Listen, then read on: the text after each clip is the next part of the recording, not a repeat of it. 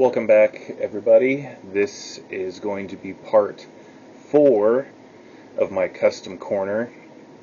We're going to start this one off with the bad guys that are either things that I made up or concept stuff or just fan-related stuff or whatever. Don't think that there's any Filmation-inspired stuff with this, so this is just going to be kind of concepts and made-up crap. So, pictured in front of you right now is the raw stage of the Shadow Weaver that I sell. It's going to take a lot of trimming, sanding, filling, and painting, but come probably Sunday, Monday, it'll be one like you saw in my video before, up on eBay for sale for $29.99, $4 shipping. So, just FYI, that's going to be on there. So let's get it started. First, we have one that I'm not too terribly proud of. It's Camo Con Top Toys. It's not very good. I'm pretty sure that everything in here is stuff that I did for the next 2 parts, so no nods to anybody. But this is Camo Con. It's extremely expensive, foreign exclusive Argentina Top Toys. It probably would have been a lot better if I didn't put black around that. I thought it would look cool, and it did not. But yeah, see, no, don't like that one. Moving along. This is a real Warrior Beasts Skullman. This is the real deal. It has a Shredder Teenage Mutant Ninja Turtle cape and an Eternia bow and arrow, because I have an extra one. And this is the one that I made from an existing Remco body. I cast and filled and did all the good stuff. Made a copy of the head, and they look pretty similar. The colors are off a little bit, and I made the cape. I could make a red cape for him too, but I've got a couple of these, so I kind of like to treat them as minions. I sold 1 or 2 of them for about $10. I guess if I still have 3 more of these.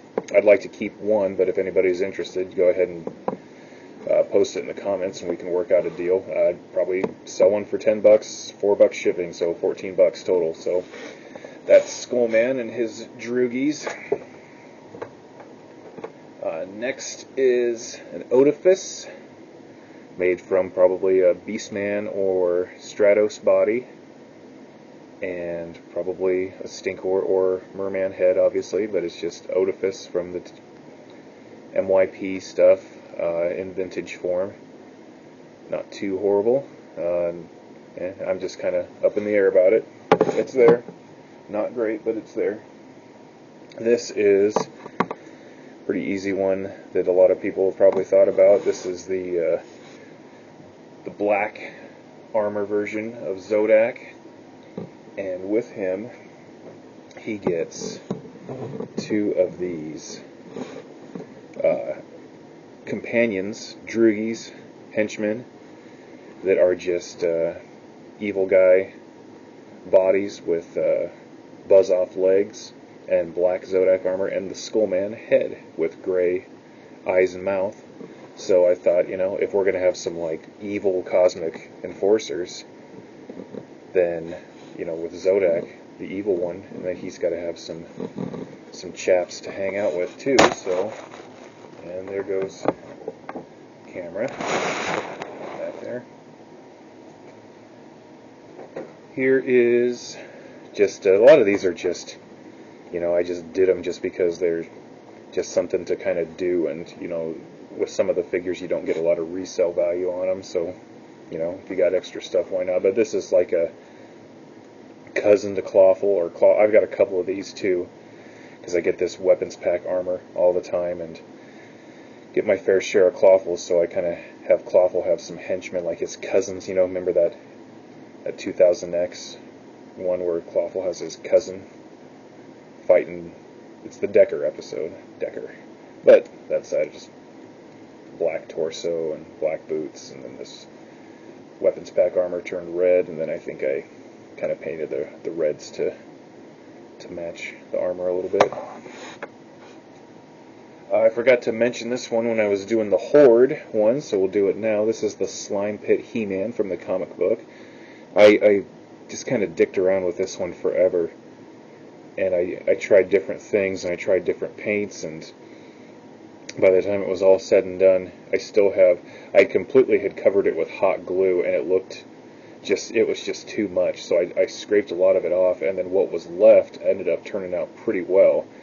And the only thing I'd really like to do to it is I'd like to gloss it, to get like an acrylic gloss and cover it with it, so it'd be kind of shiny, because, if you're slime, assuming you're probably going to be kind of shiny, right?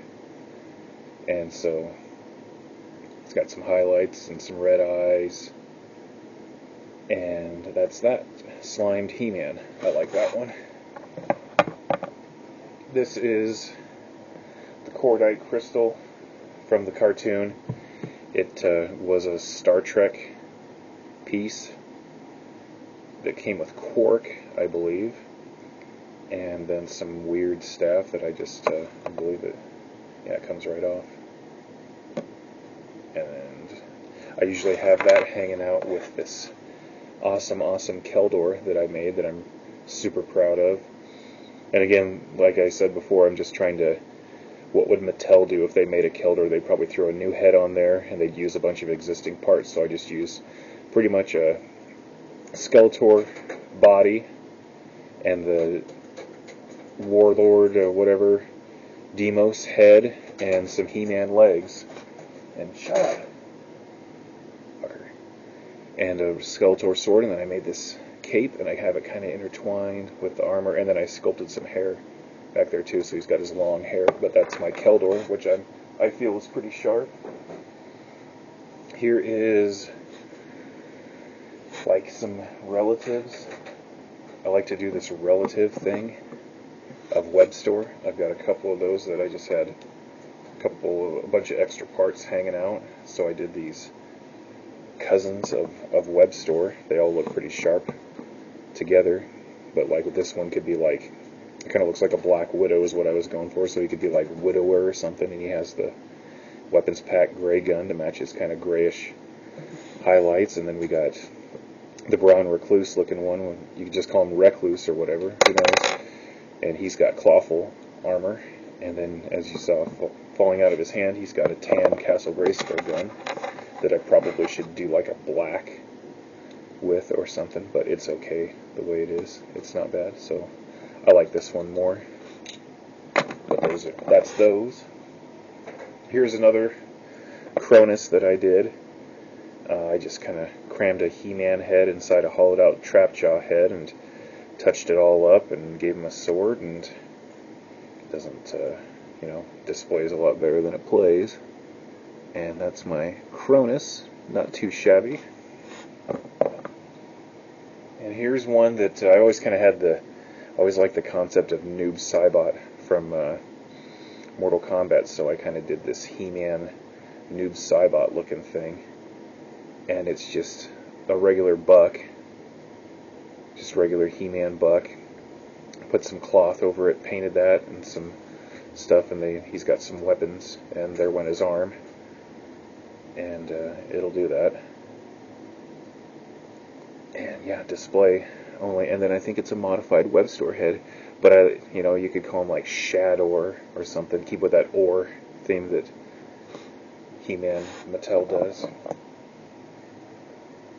Here is a two-parter. We'll just do this one first. It's just an anti-He-Man Battle Cat, black and red, to match with the concept of what a lot of fans think that the anti-He-Man from the German tapes looks like. Sword's kind of bent. It's a commemorative Skeletor piece of shit sword. But I really like this custom a lot. I really, I didn't spend like a huge amount of time on it, but I think for what I did a good job. And it's done really well, and I just like the look of this figure. You know, it's like, yeah, we already did the faker, we know, but, you know, why not? This is like another dimension antimatter thing, so that one, I like that one quite a bit. That's cool. One of my favorite figures that I did. That and the Alina and the Keldor, I like those ones a lot. Here is, didn't obviously do the faker, but made him a faker battle cat. And when I was working on it, I don't know if you can see, it's not too bad, but I had it in front of a space heater, and I was to get the paint to dry faster, and it kind of melted the helmet a little bit, so it really got a bitch of a time keeping it on there. And yeah, it's missing the strap or whatever, but it's a faker battle cat. It's not too bad. It's not like it took a whole crap load of time. That's the muscle of the bad guys, and we'll move on to the good guys. What time do we got? Let's call it quits right now. I'm just finding that the videos are much easier to deal with when I keep them like under 15 minutes. So join me for the next part, which would be part 5 of Blake's Custom Corner. And thanks for watching. We'll see you next time.